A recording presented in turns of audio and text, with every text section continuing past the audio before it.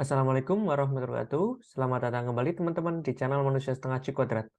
Oke, jadi kalau teman-teman belum menonton video saya mengenai Q-Learning, itu bisa ditonton dulu agar bisa relate dengan penerapannya ya.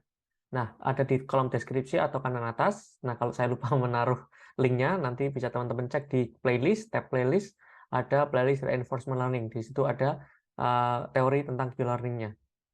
Oke, jadi di sini kita akan gunakan Python dan kita pakai environment dari OpenAI. Jadi sebenarnya kita bisa membuat environment sendiri benar-benar dari scratch ya. Tapi daripada repot dan visualnya itu nggak terlalu bagus. Kalau kita pakai OpenAI ini kan udah bagus ya, udah ada dikasih UI yang unik, lucu gitu. Ini mengingatkan saya sama Harvest Moon ini, yang ada kurcacinya itu loh, di balik gereja di PS1 itu. Nah, jadi di sini kita pakai environment Frozen Lake versi 1. Nah, kebanyakan dari YouTuber yang lain itu yang dari luar ya, itu masih pakai versi Zero atau di Medium atau ya bacaan-bacaan itu masih versi kosong. Jadi mungkin akan ada perbedaan skrip. Bisa jadi teman-teman copy pakai skrip orang orang lain ya, itu akan error karena udah berubah code-nya yang di-provide dari si OpenAI. Oke, jadi di sini kita akan punya beberapa grid ya, ada beberapa kotak, tergantung itu bisa di custom. Nah, kemudian di sini ada action space. Nah, ini 4 sih, ada left, down, right, up. Jadi bisa gerak ke sana kemari, tapi nggak bisa miring atau serong. Nah, kemudian kalau misalkan di sini ada suatu keterangan bahwa ada rewardnya +1 kalau mencapai goal, kalau dia nyemplung di hole itu 0, kalau berada di frozen ya dia melangkah itu nggak ada cost-nya ya, jadi 0 juga. Nah, kemudian di sini kita bisa melihat bahwa apalagi ya, ada namanya slippery. Jadi kalau misalkan slippery itu kita bahas di policy atau value learning, meskipun kita pengen berjalan ke depan, bisa jadi kita akan berjalannya ke samping kanan atau kiri gitu. Nah, kenapa ya? Karena ini proses stokastik. Nah, kalau kita hidupkan slippery ini, nanti akan ada proses stokastik itu. Meskipun kita pengen berjalan ke depan nih, si ininya, kurcaci atau apa nih orangnya, atau si boy, nah, dia pengen ke sini, tapi bisa juga dia mengubah pikirannya. Jadi pindahnya ke samping kirinya dia atau ke kanannya dia karena dia kosong nih kanannya. Jadi dia tetap diam di tempat aja. Kayak gitu.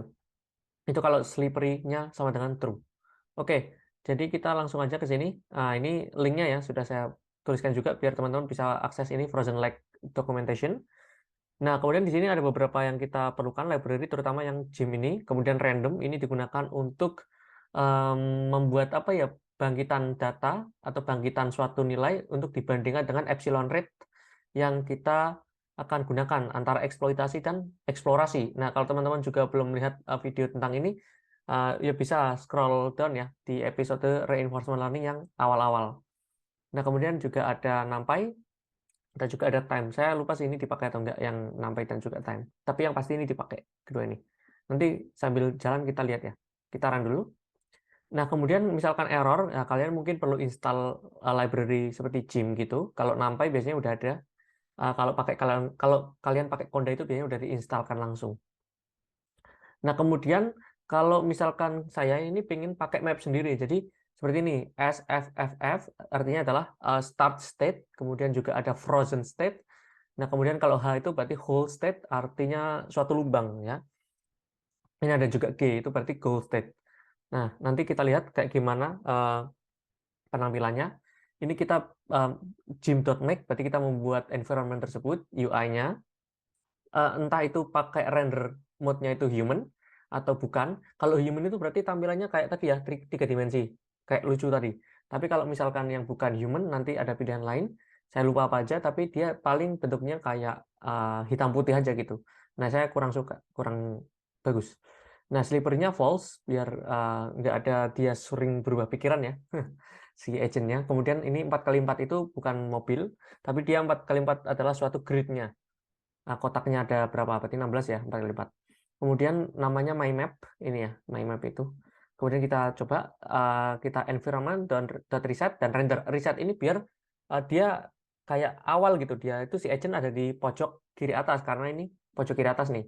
Dan goalnya ada di kanan bawah, dan hole-nya ada di posisi-posisi ini. Jadi kayak ini benar-benar dari awal gitu loh. Makanya kita reset. Biar memastikan nggak ada uh, apa namanya, bekas-bekas punya saya yang udah run sebelumnya. Kemudian ada render. Ini kita untuk melihat, menampilkan ya. Kayak gimana. Nah, ini hopefully kalian bisa lihat ya. Nggak stay di notebook, tapi sekarang udah ada di Frozen Lake GUI ini. Jadi dia si agent ada di kiri atas. Nah, ini ada whole. Jadi ini kan SFFF, artinya state start frozen frozen frozen. Ini harusnya FFFH nih. FFFH ya kan? Jadi frozen frozen frozen whole. Ini frozen whole frozen whole. Frozen whole frozen whole dan frozen frozen frozen goal. Ini whole, ini goal. Jadi pengucapan saya mungkin agak sama ya atau keliru. Ya, kayak gitu. Jadi intinya dia harus mulai menghindari ya lubang-lubang ini biar dia harusnya lurus saja udah oke sih.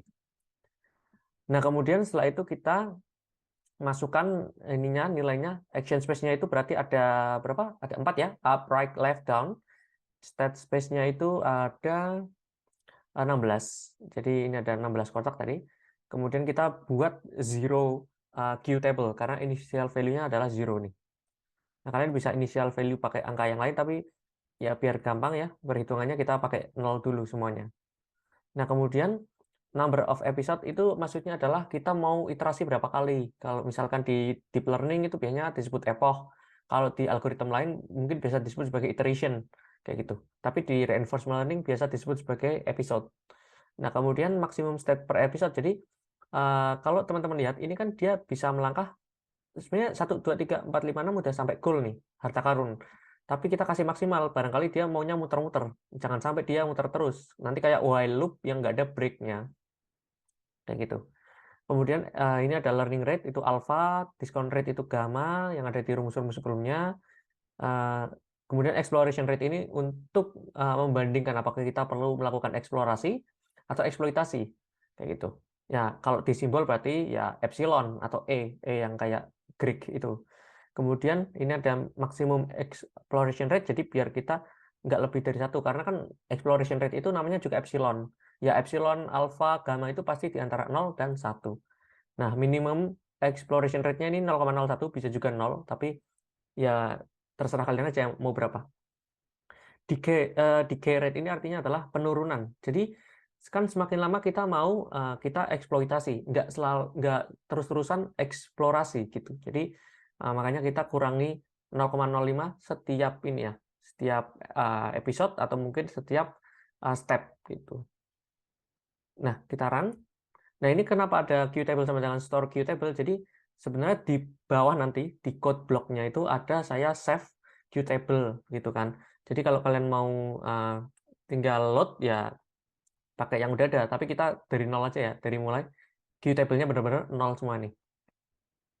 Kemudian jadi nggak perlu di-run pun nggak apa-apa karena dia adalah comment. Kemudian reward all episode, jadi kita rewardnya akan di-store di suatu list ini. Nah, untuk setiap episode, dia kita batasi sampai number of episode saja. Jadi iterasinya kita sudah tentukan di awal nanti, ini ada 10.000. Kemudian kita reset terus setiap episode baru, karena biar dia itu tetap kembali ke posisi atas. Jadi ketika dia udah nyemplung, ya jangan nyemplung terus, dia harus kembali ke atas lagi kan. Nah, kayak gitu. Kemudian ini kenapa saya ambil pada indeks ke 0 aja, karena kebetulan dia itu list atau tuple, saya lupa. Intinya adalah dia multi value. Jadi state-nya itu ada di indeks ke 0. Kemudian down itu false, artinya kita mau si agen itu jalan terus sampai dia jatuh atau menemukan harta karunnya. Reward-nya juga masih 0 karena belum kita run. Nah, kemudian untuk setiap step itu kita maksimalkan atau batasin, jadi maksimum step per episode tadi sudah kita define juga. Nah, kemudian kita bangkitkan random uniform, ini distribusi uniform. Nah, kalau nilainya itu lebih besar dari exploration rate yang sudah kita tentukan di atas, ini ya, yang akan di decay, nah nanti dia harus melakukan eksploitasi. Nah, eksploitasinya pakai apa? Pakai argmax. Argmax itu berarti kita mencari nilai maksimum dari suatu Qtable, dari state tertentu, untuk semua action. Nah, ini state tertentu untuk semua action. Nah, ini sama kayak apa? Ini equivalent dengan yang ini nih. Ya kan? Maksimumkan kan? Nah, kemudian kalau misalkan ternyata dia masih tahap eksplorasi, ya udah kita cuma acak aja gitulah. Nggak perlu cari yang maksimum. Nah, kalau udah kita tinggal ketik environment.step atau env.step, nanti dia akan melakukan langkah. Entah itu ke kanan, ke atas, tergantung terpilihnya dia kemana yang maksimum. Itu kalau yang eksploitasi. Kalau yang eksplorasi berarti Ya acak aja kita mau ke kanan, ke atas, ke bawah bebas. Nah, setelah kita melangkah, kita menghitung delta Q. Atau kalau di sini kita sebut sebagai Q new. Ya, kalau kita pembahasan kemarin. Nah, habis itu sih ini cuma print-print aja ya buat melihat apa ya? Kayak log gitu loh, jejaknya kayak gimana. Nah, kalau misalkan udah di production ya ini dihilangkan aja nih print-print kayak gini. Kemudian setelah itu kita masukkan nilai tadi Qtable-nya ya ke dalam Qtable state action-nya. Nah, jadi kita update tadi ini. Oke. Kemudian apa lagi ya?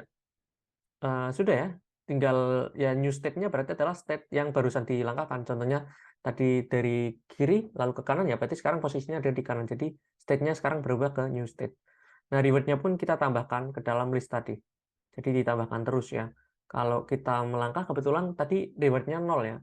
Nah, tapi kalau kita dapat finish +1, kalau masuk ke hole juga 0. Ini agak lucu sih. Harusnya kalau masuk ke hole lebih baik main 1 ya, biar dia menghindari hole. Tapi memang environment-nya kayak gitu ya kita ikuti. Nah, ini exploration rate itu untuk ini ya, untuk mencari apakah kita itu harus eksploitasi atau eksplorasi. Nah, kita nggak mau terus-terusan eksplorasi terus. Makanya kita harus kurangkan gitu kan. Jadi, atau kalau di sini kasusnya minimum eksplorasi ditambahkan. Jadi, dari main 0,01 nanti jadi main 0,06 ini kan ya. Kemudian main 0,11 gitu. Jadi naik terus biar kita bisa eksploitasi. Artinya, ketika kita sudah tahu jalan yang benar itu lewatnya mana, ya jangan kita nyoba-nyoba lagi jalan yang salah. Gitu sih. Nah, kemudian reward all episode-nya itu kita append tadi. Nah, oke. Kalau kita udah simpan reward-nya yang total, kemudian kita juga sudah berada di state yang baru, kemudian kita sudah hitung ininya ya, exploration rate-nya, ya nanti kita lakukan itu lagi pada kejadian berikutnya atau episode berikutnya. Artinya kita jatuh, kita nggak berhenti sampai maksimumnya tadi 10.000 kali percobaan. Jadi kita jatuh ya coba lagi, kita jatuh coba lagi. Atau kita udah dapat ininya ya, box harta karunnya, kita nggak berhenti, kita tetap coba lagi. Artinya kita mau ngingat-ngingat kayak kita ke Jakarta dari Surabaya. Ya meskipun kita bisa sampai, ya kita bulan depan gitu kan atau minggu depan itu kita coba lagi dari Surabaya ke Jakarta biar kita itu hafal jalannya gitu sih. Nah, kalau saya run ini akan menuju ke GUI-nya ya. Ini. Nah, ini dia jatuh. Nah, jatuh lagi ya biarin dia belajar sampai 10.000 kali kita kasih kesempatan dia untuk belajar. Nah, bisa nggak ya? Kayaknya lama karena kan dia dimulai dari nol semua view table-nya. Oke, mungkin dia nah nggak bisa ya. Nah, kalau misalkan kalian akhirnya bisa terus, akhirnya tuh si agent kalian bisa stop atau mungkin ya biarin aja sampai dia hafal, bener-bener hafal.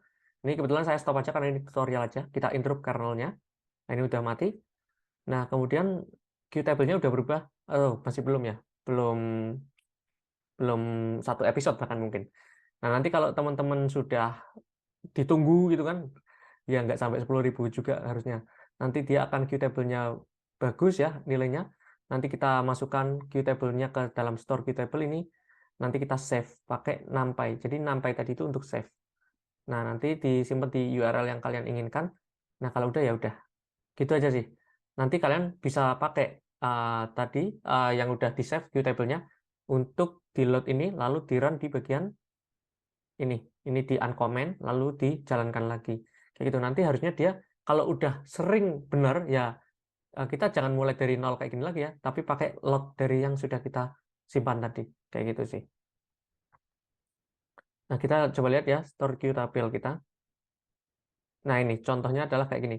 Ini yang sudah saya train beberapa kali, jadi dia itu sudah nggak nol ya, tapi udah ada nilai-nilainya. Tapi ini belum optimum sih. Kalau kita coba sekali lagi ya, pakai yang udah saya save ya. Nih, kita lihat. Nah, ini. Ah, ah. Jadi, nah dia masih salah-salah karena saya memang stop sih, nggak benar-benar saya henti apa latih sampai 10.000. Tapi ya kalian harus lakukan itu sampai 10.000 lah. Wah ini bisa nih. Oke, alhamdulillah dia bisa. Ya setidaknya sekali dia bisa. Oke, mungkin cukup sekian. Semoga bisa bermanfaat. See you next time. Bye-bye. Assalamualaikum warahmatullahi wabarakatuh.